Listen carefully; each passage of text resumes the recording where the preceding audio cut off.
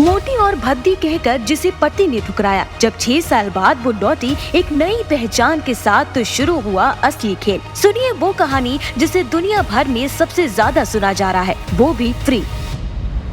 आज आखिरकार शहर का बड़ा बिजनेसमैन कुणाल डोगरा मेरी सौतेली बहन मोटी बदसूरत अनिका को छोड़कर मुझसे शादी करने वाला है। माँ, मैं बता नहीं सकती, इतनी खुशी हो रही है मुझे। गौतम गुलेरिया का घर पूरी तरह से सजा हुआ था। शहनाइयाँ बज रही थी, घर में चहल पहल थी क्योंकि घर में शादी की तैयारियाँ चल रही थी, वो भी उसकी दूसरी बेटी अनिका के पति के साथ। हाँ बेटा, उस बदसूरत भद्दी से फाइनली आज छुटकारा मिल जाएगा हमें और तुम डोगरा खानदान की बहू बनोगी। पर जैसा प्लान था वैसा सब कुछ हो रहा है ना? वो तो पापा ही बता सकते हैं। डोंट वरी डियर, सब कुछ प्लान की तरह हो रहा है। मैंने अनिका को चाल में फंसा दिया है, वो बस आती ही होगी। पर अभी तक वो आई क्यों नहीं? मोटी 6 साल पहले 120 किलो की थी। वैसे 6 साल से उसे किसी ने देखा तो नहीं, लेकिन मुझे लगता है अब तो 200 पार हो गई होगी। इतना बड़ा शरीर लेकर आने में थोड़ी तकलीफ तो होगी ही ना। पर अनिका आएगी ना? ये शादी उसके आने पर ही डिपेंडेंट है। एक बार वो आकर बस डिवोर्स पेपर्स पर साइन कर दे, बाकी सब मैनेज कर दिया है। उधर जज डिवोर्स पेपर्स को अप्रूव कर लेगा और इधर हमारी शादी हो जाएगी।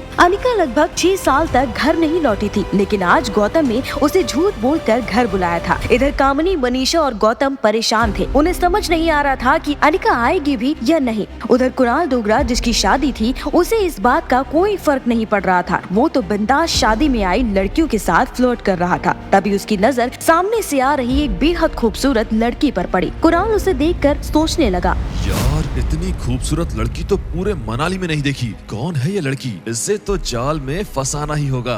कुणाल घर के अंदर आ रही उस लड़की के पास गया और उसे रोकते हुए बोला, एक्सक्यूज मी स्वीटी, आप कहीं रास्ता तो नहीं भूल गई? हमारा गार्डन पीछे है, आप जैसे फूल को तो वहाँ होना चाहिए। कुणाल को लगा कि उसकी लाइन सुनकर लड़की उससे इम्प्रेस हो जाएगी, लेकिन तभी उस नाजुक खूबसूरत लड़की ने उसकी तरफ ऐसा देखा मानो उसकी बात सुनकर उसे घिन आई हो। वो उसे इग्नोर कर आगे जाने लगी, लेकिन फिर से कुणाल ने उसे रोका और कहा, अच्छा सुनो तो, आप मनाली पहली बार आई हो क्या? क्योंकि आप जैसी खूबसूरत लड़की को मैंने मनाली में पहले कभी देखा नहीं। लेकिन फिर भी उस लड़की ने कुणाल की तरफ नहीं देखा और वो आगे बढ़ने लगी। इतनी अकड़ है? तुम जानती हो ना मैं कौन हूँ? तेरे जैसी लड़कियाँ पागल है मेरे लिए। और फिर भी तुम मेरे पीछे पड़े हो? इतना कहकर वो लड़की उसकी तरफ देखकर मुस्कुराई। तभी एक लड़का आया और कुणाल को साइड में ले जाने लगा। कुणाल, पागल हो गया क्या तू?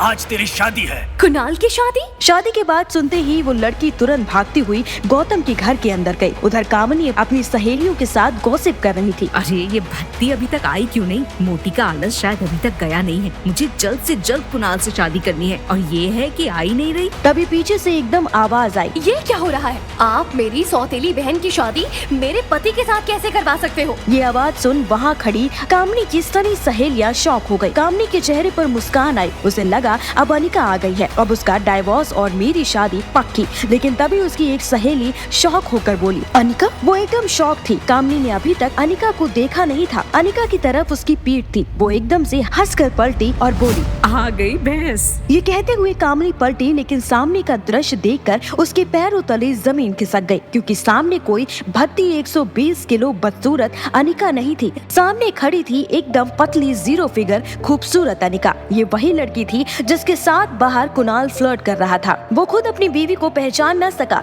इतना बदलाव अनिका के शरीर में आया था। तुम अनिका कैसे हो सकती हो? अब कौन लग रहा है भैंस? कामिनी की सहेलियां उस पर हंसने लगी। कामिनी को गुस्सा आया। तभी वहाँ पर मनीषा आई और उसने अनिका के मुंह पर कुछ कागज फेंक के मारा। क्या है ये? Divorce papers. जल्दी से साइन करके कुणाल से डिवोर्स ले लो। तुरंत उसकी शादी हम कामिनी के साथ कराने वाले हैं। लेकिन पापा कहाँ हैं? उनकी तबीयत खराब थी, इसीलिए मैं यहाँ भागी दौड़ी आई हूँ। मेरी तबीयत बिल्कुल ठीक है, मैंने तो बस कुछ कागजात पर साइन करने के लिए तुझे बुलाया है। अपने सगे पापा ने धोखा देकर उसे यहाँ बुलाया। ये देख अनिका की आंखों में आंसू आ गए। ये डिवोर्स पेपर्स और वो फैक्ट्री जो तुम्हारी माँ ने तुम्हारे नाम की थी, वो भी कुणाल के नाम कर दो। वैसे भी अब इस सब का क्या फायदा? जाएगा। शादी के दिन के बाद ही कुणाल तुम्हें छोड़कर चला गया था। अनिका को कुछ समझ नहीं आ रहा था कि शादी के बाद से उसने अपने पति का चेहरा देखा भी नहीं था, तो उसे डाइवोर्स करने में कोई एतराज नहीं था। और उसके पापा जिस कंपनी की बात कर रहे थे वो कंपनी भी बंद होने की कगार पर थी। अनिका चाहे तो दोनों शर्तें मान सकती थी, लेकिन उसे लगा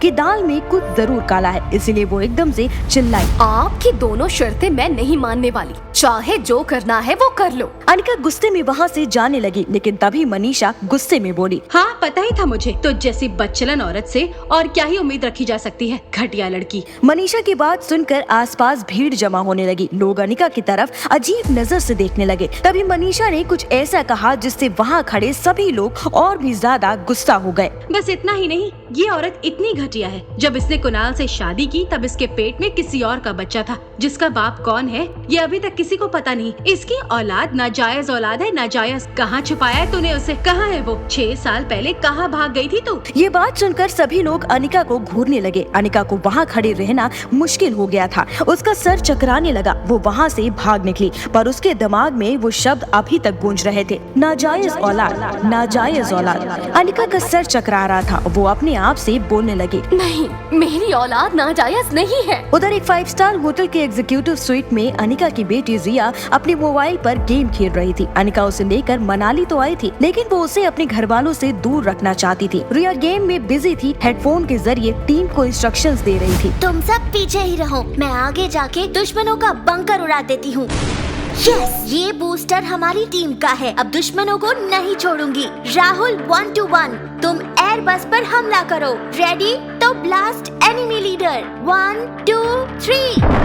yes, we won the game. हमेशा की तरह रिया की टीम जीत गई। गेमिंग की दुनिया में रिया स्वीट एंजल के नाम से मशहूर थी। हालांकि उसने अपनी गेमिंग आईडी में कोई फोटो नहीं डाली थी। वो नहीं चाहती थी कि लोग उसकी उम्र देखकर उसे जज करें। कई लोगों को तो लगता था कि स्वीट एंजल कोई बहुत बड़ी इंजीनियर या कंप्यूटर जीनियस होगी, लेकिन गेम खेलकर अब रिया बोर हो गई थी। उसे कुछ शरारती करने का मन हो रहा था। रिया ने एक बड़ी सी शैतानी मुस्कान के साथ दरवाजा खोला और अपने सामने वाले रूम का नंबर पढ़ लिया, 2401। रिया फिर से इंटरकॉम के पास गई और वही शैतानी मुस्कान के साथ नंबर डायल किया। सामने वाले रूम की बेल बजी। वो रूम थी उस होटल के मालिक और शहर के सबसे बड़े बिजनेसमैन रोहित मारवा की, लेकिन रोहित घर में नहीं था। रूम में था उसका बेटा आर्यन और रोहित का भाई सनी। सनी बालकनी में खड़ा खड़ा अपने किसी दोस्त से फोन पर झगड़ रहा था। रोहित को बिजी देखकर आर्यन ने खुद फोन उठाया। हेलो। तभी सामने से रिया हंसते हंसते कहती है, बच्चे हो? हाँ। पागल हो? ये कहकर रिया फिर हंसने लगी। आर्यन अपनी होठ को दांतों से दबाकर कुछ सोचने लगा और फिर बोला,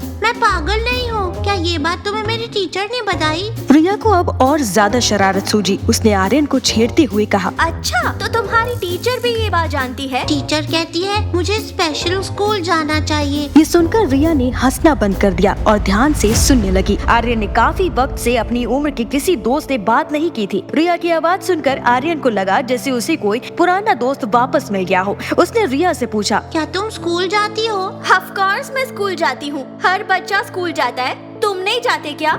आर्यन मायूस होकर बोला, मैं स्कूल जाता था जब हम पूरी फैमिली के साथ रहते थे। फिर पापा मुझे यहाँ ले आए। ये होटल पापा की है, अब हम यहीं होटल में रहते हैं। ट्यूशन टीचर यहीं आती है मुझे पढ़ाने। रिया ने ऐसी सीरियस बातें पहले कभी नहीं सुनी थी। उसने थोड़ा शॉक होते हुए आर्यन से पूछा, स्कूल नहीं जाते, होटल को घर बना कर रहते हो? अच्छा, तो तुम्हारा कोई फ्रेंड है यहाँ? नहीं, यहाँ मेरे साथ पापा और चाचू रहते हैं। रिया को आर्यन की बातें अजीब लग रही थी, पर अब उसे आर्यन पर दया आ रही थी। अच्छा, एक बात बताओ, मेरे दोस्त बनना चाहोगे? आर्यन जिसकी लाइफ में सिर्फ 2 चीजों की कमी थी, माँ और दोस्त की, और इसीलिए आर्यन ने तुरंत हाँ कर दी। उसकी आवाज में जैसे अचानक जोश आ गया हो। रिया ने भी खुश होकर अपने आप को इंट्रोड्यूस किया। आई एम रिया। तुम्हारा नाम क्या है? आर्यन बढ़ते कॉन्फिडेंस के साथ बोला, आई एम आर्यन। तुम कहाँ से बोल रही हो? रिया ने जवाब दिया, मैं तो सामने ही रहती हूँ और मेरी मॉम तुम्हारी होटल में गेस्ट है। तुम मुझे मिलना चाहोगे? ये सुनकर आर्यन ने बाहर बैठे सनी को देखा। उसे लगा कि सनी तो अपनी ही प्रॉब्लम से परेशान है। तब उसने कुछ सोचकर धीरे से पूछा, मगर कैसे?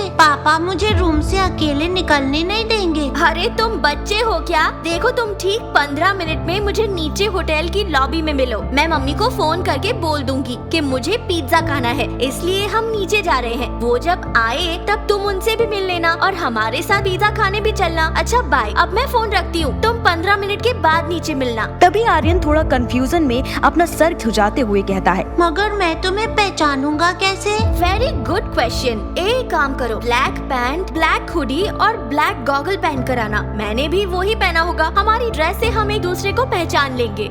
आर्यन को आइडिया पसंद आया। उसने अपना फोन रखा और सनी की तरफ देखते हुए और उससे बचते हुए दबे पांव अंदर बने दूसरे कमरे में चला गया, जो आर्यन का ही कमरा था। दूसरी तरफ रिया ये सोचकर खुश थी कि इस नई जगह पर उसने नया दोस्त बनाया था। कुछ सोचकर रिया ने अपने मोबाइल से एक मैसेज टाइप किया, I want to go out for pizza, come fast, और वो मैसेज उसने अनिका को भेज दिया। कुछ ही पल में आर्यन अपने कमरे से ब्लैक जीन्स और black T shirt, black goggle पहनकर बाहर निकलता है। उसने देखा सनी अब भी कान में हेडफोन डाले फोन पर बिजी था। आर्यन में इतनी हिम्मत पहले कभी नहीं आई थी। उसे पता था कि रोहित को पता चला तो बहुत स्ट्रिक्ट पनिशमेंट मिल सकती है, मगर नए दोस्त और बाहर पिज्जा की लालच से उसे रिस्क उठाने की हिम्मत मिली। आर्यन दबे पांव मेन डोर तक गया। उसे अपने आप पर इतना विश्वास पहले कभी नहीं आया था। आर्यन की नजर सामने वाले स्वीट 2402 पर पड़ी। उसे लगा प्लान में थोड़ा चेंज होना चाहिए, क्यों ना वो और उसकी नई दोस्त यहीं से साथ चले। आर्यन कॉरिडोर में आगे बढ़ा। वो रिया के रूम के दरवाजे तक पहुंचा। उसने हाथ ऊपर करके डोरबेल बजानी चाहिए, लेकिन वहाँ तक उसका हाथ नहीं पहुँचता था, इसलिए उसने दरवाजा नॉक करने का सोचा। वो नॉक करने ही वाला था कि तभी लिफ्ट खुलने की आवाज आई। आर्यन का दिल डर के मारे जोर जोर से धड़कने लगा। उसने सोचा कि अगर रोहित ने उसे इस तरह रूम के बाहर देख लिया तो पता नहीं क्या होगा। आर्यन डरता हुआ मुड़ा और लिफ्ट की ओर देखने ही लगा था कि तभी उसने देखा कि लिफ्ट से उसके अनिका बाहर आ रही थी। अनिका का सर अभी भी थोड़ा चकरा ही रहा था, लेकिन वो वहाँ से निकलकर अपनी बेटी के पास आई थी। आर्यन ने देखा कि लिफ्ट से उसके पापा नहीं बल्कि कोई और औरत आ रही थी। वो देखकर आर्यन की जान में जान आई। वही अनिका आर्यन को दरवाजे के बाहर देखकर पहले थोड़ा चौंकी और फिर वो आर्यन के पास गई और उसके गाल पर हाथ फेर कर बोली, I am sorry, mamma is late. Aryan shock हो गया। एक माँ होने के बावजूद आर्यन को black jeans, black T shirt, goggle और स्पोर्ट्स शूज में देखकर वो भी धोखा खा गई थी और सोच रही थी कि ये उसकी बेटी रिया है। आर्यन बड़ी बड़ी आंखों से अनिका को देखे जा रहा था। उसने पर्स से रूम अनलॉक करने के लिए कार्ड निकाला, साथ ही पर्स से अपना मोबाइल भी निकाला। कार्ड को लॉक सेंसर पर लगाया और एक हाथ से मोबाइल चेक करने लगी और इसके साथ ही वो आर्यन को रिया समझकर प्यार से डांट भी रही थी। इस तरह अकेले रूम से बाहर आने का क्या मतलब? बहुत शैतानियां बढ़ गई है तुम्हारी। तभी रूम अनलॉक होने की आवाज आई और इसी के साथ अनिका की नजर रिया के मैसेज पर पड़ी, want to eat pizza, come fast. ये पढ़ते ही अनिका का गुस्सा फिर शांत हो गया और फिर थोड़ा गिल्टी फील करते हुए उसने झुककर आर्यन के गालों पर किस की और बोली, आई एम सो सॉरी। तुम्हें बहुत भूख लगी होगी ना? चलो किसी अच्छे से रेस्टोरेंट में जाके पिज्जा खाते हैं। ये कहते ही अनिका ने फिर से रूम के दरवाजे को बाहर से बंद किया और वो आर्यन का हाथ पकड़कर सीधा उसे लिफ्ट में ले गए। ये सभी दौरान आर्यन बस अनिका को देखे ही जा रहा था। अनिका का स्पर्श, उसका प्यार देखकर आर्यन को ऐसा लगा जैसे कि अगर उसकी माँ होती तो उसे ऐसे ही प्यार करती। आर्यन ये तक भूल चुका था कि उसे उसकी नई दोस्त को मिलना था। इस वक्त आर्यन को अनिका की ममता के आगे और कुछ नहीं दिख रहा था। लिफ्ट में अनिका के बगल में खड़ा आर्यन धीरे से अचानक अनिका की उंगली पकड़ लेता है। आर्यन की आंखें जैसे अनिका की आंखों से पूछ रही हो कि माँ तुम कहाँ थी। अनिका जो आर्यन को रिया समझ रही थी, उसने एक पल के लिए सोचा कि रिया ऐसे इमोशनली क्यों देखे जा रही है उसको, इसलिए उसने आर्यन को पकड़कर अपनी तरफ किया और नीचे झुककर आर्यन को सीने से लगाकर अपनी गोद में उठा लिया। तभी लिफ्ट ग्राउंड फ्लोर पर पहुंची और जैसे ही लिफ्ट का दरवाजा खुला तो सामने रोहित मारवा खड़ा था। आर्यन की नजर उसके पापा पर गई। वो घबरा गया। रोहित अपने बेटे की नाजुक तबीयत के चलते उसके बारे में काफी पॉजिटिव था। वो उसे कभी रूम से बाहर निकलने भी नहीं देता था, लेकिन अभी आर्यन रूम के बाहर था। उसे लगा कि वो अब पकड़ा जाएगा। रोहित आगे की तरफ बढ़ रहा था। अनिका की गोद में बच्चे को देखकर उसे कुछ अजीब लगा। वो कुछ बोलने ही वाला था, लेकिन तभी आर्यन ने अनिका को कसकर हक किया और अपना चेहरा छुपा लिया। ओ मेरी प्यारू बेटी रिया। ये कहते हुए अनिका लिफ्ट से बाहर निकल गई। रोहित उसकी तरफ देख सिर्फ मुस्कुराया और लिफ्ट के अंदर गया। आर्यन को लगा कि वो अब छूट गया है, लेकिन तभी रोहित की नजर आर्यन के शूज पर पड़ गई और वो भागता हुआ बाहर आया। एक मिनट रुकिए आप। जी हाँ। आर्यन अब घबरा रहा था। उसे लगा कि अब वो पकड़ा गया तो उसकी कोई खैर नहीं। तुम कौन हो और ये बच्चा किसका है? किसका मतलब? मेरा है। ये तुम्हारा नहीं, मेरा बेटा है। तुम क्या करने आई हो यहाँ? कहाँ ले जा रही हो तुम मेरे बच्चे को? ये क्या बोल रहे हो आप? रुको, तुम्हें अभी दिखाता हूँ। रोहित आगे बढ़कर आर्यन की कैप हटाने ही वाला था कि तभी वहाँ पर आर्यन जैसा ही सेम ड्रेस पहनी कोई और रोहित को स्टेयर्स के इधर दिखा। आर्यन? रोहित भागता हुआ उस ओर गया। उसने उस बच्चे को गले लगा लिया। कितना बदतमीज आदमी है। देखो, उसका बेटा उधर ही है, पर खामखा मुझ पर इल्जाम लगा रहे थे। सॉरी। रोहित ने इशारों में ही अनिका से माफी मांगी। उसने उस बच्चे की तरफ देखा और कहा, तुम फिर यहाँ खड़े हो? रूम से अकेले बाहर नहीं निकलने को कितनी बार बोला है मैंने? Why don't you listen to your dad? Rohit को समझ नहीं आया था कि वो उसका बेटा आर्यन नहीं, रिया है। रिया ने भी गॉगल और हुडी पहनी थी, इस वजह से शायद वो समझ नहीं पाया हो। लेकिन डैड ये शब्द सुनते ही रिया की आंखें चमक उठी। उसका पूरा चेहरा उसकी स्माइल से भर गया था। अपने अंदर की सारी ताकत जुटाकर वो खुशी के मारे जोर से चीखी और बोली, डैड, आखिर आपको ढूंढ ही लिया। रोहित को समझ नहीं आ रहा था कि उसका बेटा ऐसी बातें क्यों कर रहा है। उसने रिया का हाथ पकड़ा और वहाँ से जाने लगा। अनिका भी दूसरी तरफ जाने लगी, लेकिन तभी ऐसा कुछ हुआ जिससे दोनों शॉक हो गए। रिया की नजर आर्यन की तरफ गई और वो जोर से चिल्लाती हुई हाथ छोड़कर भागी। पागल फ्रेंड! उसकी आवाज सुन आर्यन भी गोद से उतरा और इधर उधर ढूंढने लगा। रिया भागती हुई उसकी तरफ आई। दोनों अब आमने सामने थे। एक दूसरे को देखकर उनके होश उड़ गए। वो बस एक दूसरे को देखे ही जा रहे थे।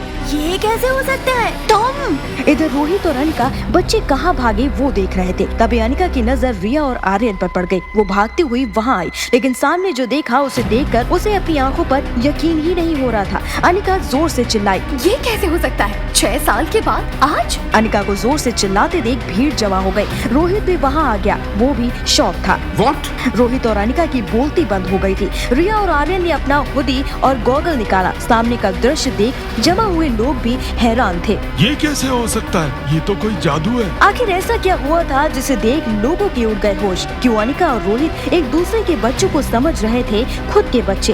क्या हुआ था 6 साल पहले अनिका की प्रेगनेंसी के वक्त? आखिर क्यों अनिका को शादी के 1 दिन बाद ही छोड़ दिया था उसके पति ने? कौन है अनिका की बेटी का बाप? जानने के लिए डाउनलोड कीजिए पॉकेट FM और सुनिए ये सुपरहिट कहानी एक लड़की को देखा तो, जो दुनिया भर में धूम मचा रही है। अभी डाउनलोड कीजिए बिल्कुल फ्री।